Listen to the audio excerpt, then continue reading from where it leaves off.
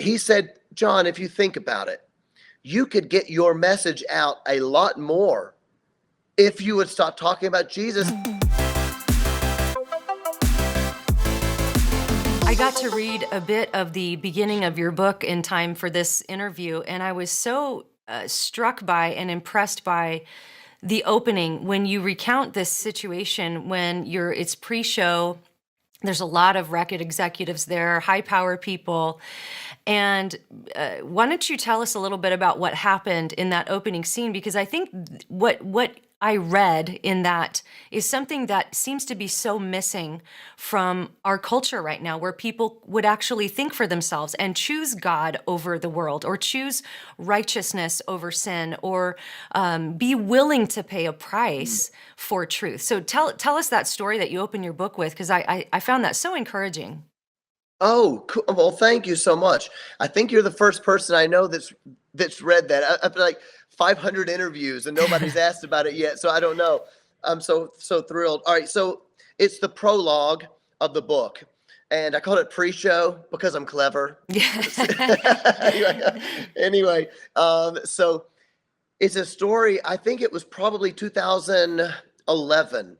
We had just had a record come out. Now, let me rewind actually. 96 is when my first album came out. So for anybody that knows how the entertainment business works, you have your best shot at getting famous or having a hit song or being popular when you're younger. Let's just admit it, right? You Right. know, young people buy music, you look younger, you're prettier, you're better looking, you understand culture more.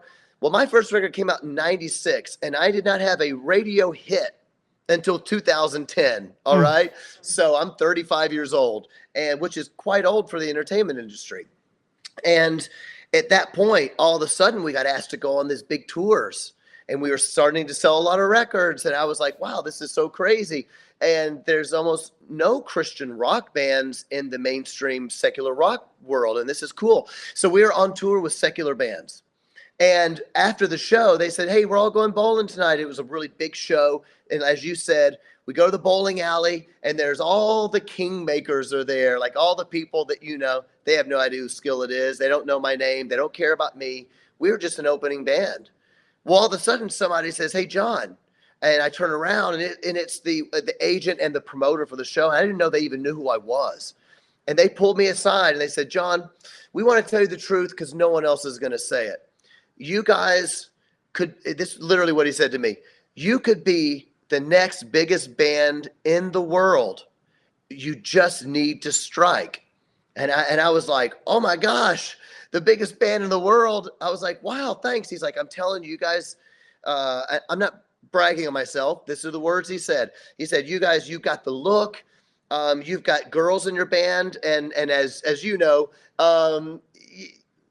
rock music didn't like girls very much. Yeah. Rock music was a man's world, and Skillet was on the very front end of that. Well, in 2010 was like girl power. And so it was cool to have girls in your band.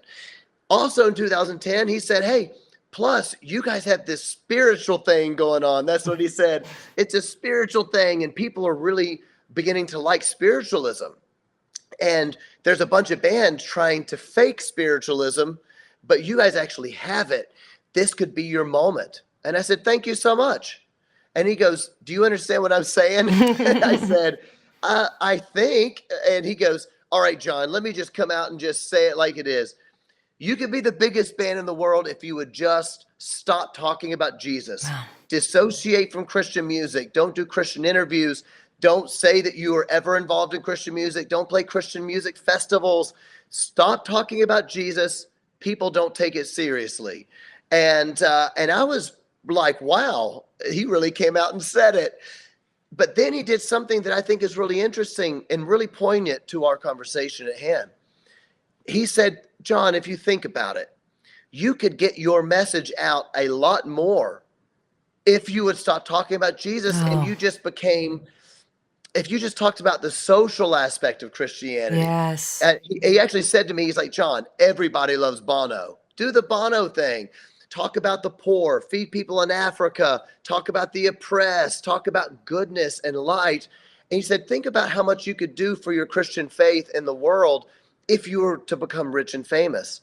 And this is what's so poignant. And it's the reason that I started the book with that, because it's alluding to the relativism of our day. Yeah. And I think had I not been grounded in the word, the truth is he's kind of right. You know what I mean? There's a part of that that is actually Mm-hmm. true. You could do a lot in the world, and maybe Bono's done more for world hunger than me and you put together could ever do. Right? He's done incredible things, and Jesus did have an ethical life that teaches us a bunch of wonderful things. And there was that part of me that is like, is he telling me the truth? But but it didn't sound right. You know what I mean? Mm-hmm. It's like Mm-hmm. part of it's true, but this doesn't taste right going down. Mm-hmm. That's what it was. So I went back to my bus, prayed about it, woke up the next morning, and I was like, it makes me so mad how much the devil can make lies sound so much like the Yeah. truth. And so it was a good opening for the book. Well, and one of the reasons I wanted you to tell that story as well is because it leads us into this whole idea of the social gospel. Because I think your story helps connect the dots for people who might be going, why is this so popular? Why is this whole, critical race theory, the social justice gospel, why is this so popular right now? And I think that there probably are some well-meaning Christians who think like that guy thought. Well, I could get this to more people. The world's going to love you if you're doing this kind of work and if you're agreeing on those kinds of things.